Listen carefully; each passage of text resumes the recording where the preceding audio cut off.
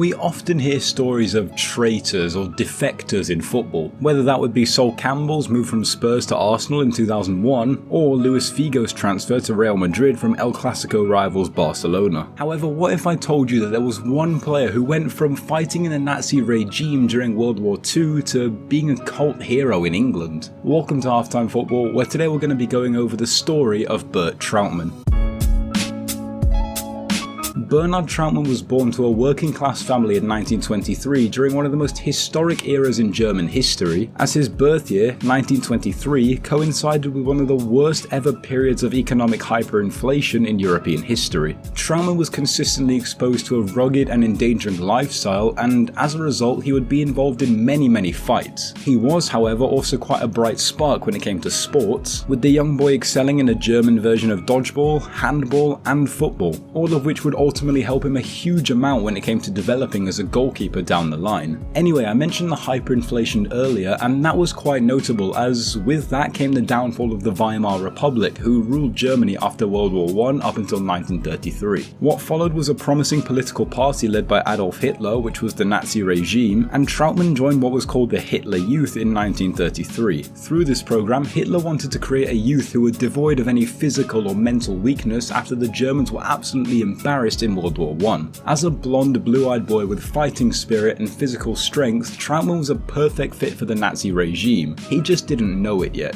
Trautmann was exceptional in the Hitler Youth, and at just 11 years old, he was one of 2 boys in the whole of Bremen to receive a certificate for his athletic excellence, which was signed by German President Paul von Hindenburg. Trautmann continued to progress physically, but this in fact got in the way of his schoolwork a lot, and he was eventually sent to something called labor service, which was essentially detention where you'd be forced to do heavy labour on a farm. This set into motion another career path which had nothing to do with sports, when Trautmann got an apprenticeship as a motor mechanic in 1939. However, the beginning of the Second World War completely turned any sort of career prospects upside down, and due to the fact he was totally indoctrinated with Nazi propaganda and hatred for outsiders at this point, he decided to volunteer for the armed forces.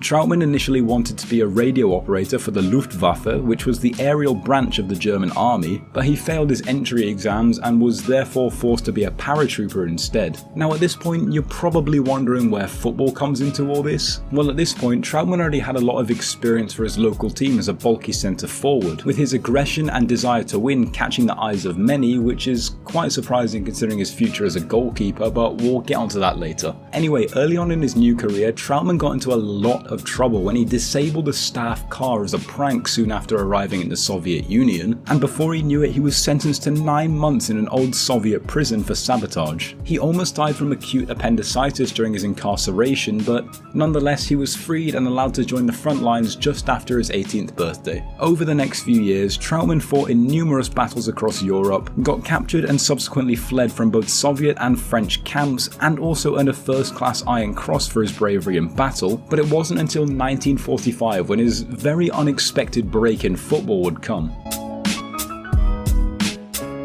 As German defences became overrun and defeat appeared inevitable in the Second World War, Trautmann knew his time was nearly up as a Nazi. After being buried alive for multiple days following the bombing of a school where his regiment was situated, he decided to head home to Bremen. However, this was very illegal because he didn't receive official leave papers from the army, meaning he would be treated as a deserter, which meant that any German soldier could shoot him on sight and get away with it. He was eventually captured not by the Germans but by the Allied forces fighting against the Nazis, but he was set free due to his lack of intelligence. He did still fear he would be executed when his back was turned, so he ran away and jumped over the fence, all just to land at the feet of another enemy, a British soldier. Trautmann was eventually transferred to a prisoner of war camp in Essex where he was interrogated and afterwards deemed to be not threatening, and therefore transferred to various camps in the north of England. During his time at these camps, Trautmann enjoyed playing football. As I mentioned earlier, he was a good bulky centre forward, but by pure coincidence, he discovered some unexpected goalkeeping talent. During a match, Trautmann got injured, and instead of going off, he decided just to swap with the goalkeeper, and that was unknowingly history in the making for both him and Manchester City Football Club. Eventually, when the prisoner of war camp closed in mid-1948, Trautmann decided against returning to Germany as he fell in love once more with playing football and hence chose to deny an offer of repatriation in order to stay in England. He quickly started playing for an amateur side in between Manchester and Liverpool, which was St Helens Town, and his dazzling goalkeeping performances began drawing spectators to watch the non-league outfit. Trautmann and his team gained promotion during the 1948-49 season largely due to the Germans' exploits in between the sticks, and he was beginning to garner national attention. Manchester City were in the market for a goalkeeper in 1949 after legendary keeper Frank Swift had retired, and Trautmann's athleticism, attitude and all-round goalkeeping skill convinced manager Jock Thompson that he was the perfect replacement. Trautmann signed on the dotted line in October 1949, and from there a beautiful career was about to flourish at the top level of the English game, or so we thought. See, Manchester had a massive Jewish population at the time of Trautmann's arrival, and they were logically not very happy to see a formerly indoctrinated Nazi soldier playing for City. 25,000 people took to protest outside Main Road, brandishing banners and flags chalked with abuse aimed at the German, and there was the threat of a mass boycott unless Trautmann was ousted from the club immediately. Despite the fan outrage, however, City captain Eric Westwood, who had previously taken part in the Battle of Normandy against Trautmann's army, publicly declared that there would be no war in his dressing room and welcomed Trautmann with open arms. So it was settled, Trautmann would play for City, although a 3-0 defeat to Bolton on his debut didn't do much to help the disrespect he would receive from his own supporters, which piled on top of hordes of abuse he would receive from away fans. Still, City fans began to warm up to the German once they noticed his talent as a goalkeeper as well as his somewhat revolutionary distribution, as he was one of the first goalkeepers in England who made good use of throwing the ball to start an attack rather than just booting it downfield. Trautmann also decided to publicly apologise to the Jewish community and explained his side of the story as an indoctrinated German youth, and within a couple of months City fans now had the utmost respect for the man they called Bert. Bert Trautmann first visited London in January 1950 for an away game against Fulham, which would be his most documented game yet due to the sheer amount of media presence in the English capital. Fulham fans chanted out insults over and over, but by the end of the match both the home and away fans apparently gave Trautmann a standing ovation as he walked off the pitch, as his goalkeeping display was apparently so exceptional despite City losing 1-0. Suddenly the British had a huge amount of respect for this big friendly giant. Talented but also humble, Trautmann won the hearts of many across the aisle due to excellent goalkeeping displays and shows of character.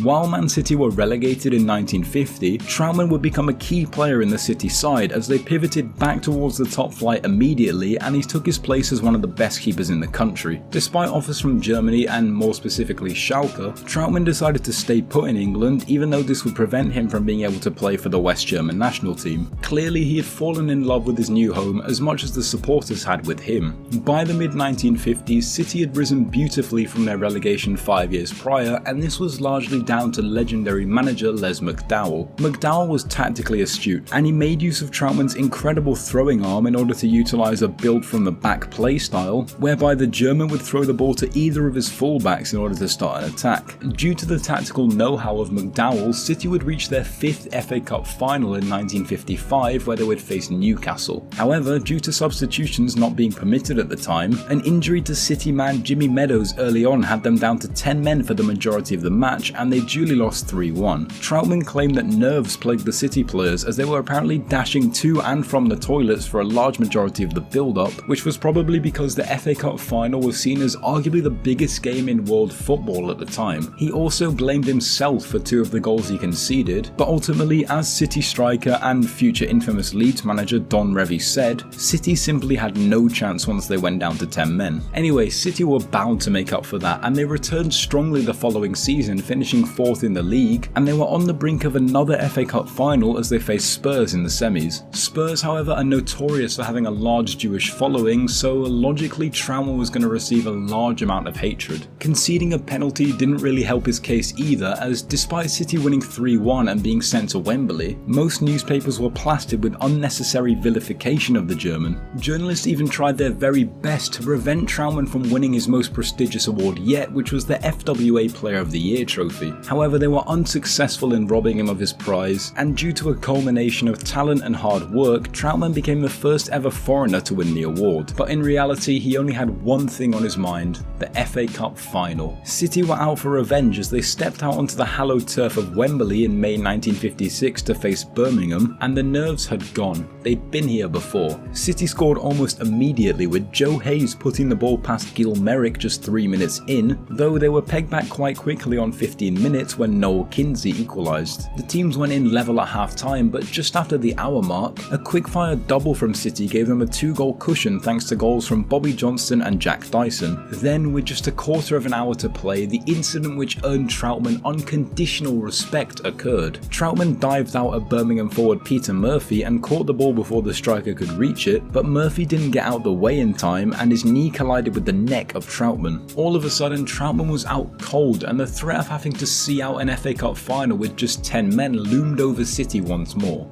He eventually woke up and appeared really dazed, but due to the aforementioned no subs rule and prior experience of being a man down in such a game, Trautmann insisted he play on between the sticks. Not really knowing the extent of his injury, City's players and coaches allowed it with some hesitation, and Trautmann saw out the rest of the game in what he describes as being in a fog. Incredibly, even with his injury, Trautmann stopped several more great Birmingham chances and City saw the game out 3-1, giving them their third FA Cup title, which was the perfect symbolisation of their resurrection since their 1950 relegation. Trautmann received his medal, and despite not being able to properly move his head, he slept through the night assuming all would be well in the morning. When that ultimately wasn't the case, he went to 2 separate doctors, the latter of whom gave him an x-ray which discovered that he actually dislocated 5 of his vertebrae, with the second one almost being snapped in half completely. Trautmann had broken his neck and was a few millimeters away from certain death, yet he was somehow able to find the willpower to see out the final 15 minutes of the biggest game on the planet so he didn't let down his teammates. Not only that, but he didn't let it hinder his abilities one bit. When this became common knowledge, those up and down the country tipped their hats to Trautmann, with some even hailing him as a legend of the game. However, that status soon dwindled. A broken neck is no easy thing to recover from, especially when you're a keeper like Trautmann who relied on putting his body on the line, and he spent the next 7 months in rehabilitation. Fans were excited to see him return, but initially he was nowhere near the same player as before, as it appeared he had lost that spring in his step that put him a level above his goalkeeping competitors. He became, to put it plainly, very average. He looked incredibly shaky through the second half of the 56-57 season, and even ended up conceding over 100 goals in the 57-58 season, and it looked as though the big friendly German may have been past it at the top level. However, those who doubted him had obviously not learned their lesson: never write off Bert Trautmann. The German brushed off the tragedy of both his injury and even the harrowing death of his 5-year-old son to reclaim his status as one of the best keepers in the country, all while being in his mid to late 30s. Trautmann ended up leaving City in 1964 at the age of 40, having made 545 appearances for the club over a 15-year span, which saw his own fans turn abuse into adoration due to his pure talent. He left City with a bang, with himself and the club organising a star-studded testimonial which attracted around 60,000 spectators, as Trautmann captained a Manchester 11 featuring the likes of Sir Bobby Charlton and Dennis Law, who came up against the rest of England 11 featuring Sir Stanley Matthews and Sir Tom Finney. The Manchester team won 5-4, but ultimately it wasn't the score that mattered. Rather, the event was a celebration for one of the most astounding career stories in English football history, as Trautmann went from public enemy number 1 to an English cult hero over a glittering spell in Manchester. Trautmann had one last hurrah playing for local side Wellington Town as a short-term replacement for an injured goalkeeper, never really recapturing his mojo for the non-league side, which was quite an anticlimactic end to such a career, but no one remembers him for those 7 games anyway. Trautmann then went into coaching in 1965 following retirement from his position in between the sticks, and he managed Stockport County for a year before going back to his native Germany and managing Preußen Münster and Opel Rüsselsheim. After leaving Rüsselsheim, he was hired by the German government as a development worker and had spells being the national team manager for Burma, Tanzania, Liberia, Pakistan and North Yemen before retiring in 1988. He settled in Spain and gained more and more respect as his story was further broadcast to the world, being inducted into both the English and German Footballing Hall of Fame, as well as earning an Order of the British Empire and an Order of Merit of the Federal Republic of Germany. Trautmann died at the age of 89 in 2013, with his inspiring tale leaving behind a legacy many could only dream of. The German turned English hero is touted as one of the greatest goalkeepers in English football history and a true legend of the game whose imprint on English football will never be forgotten.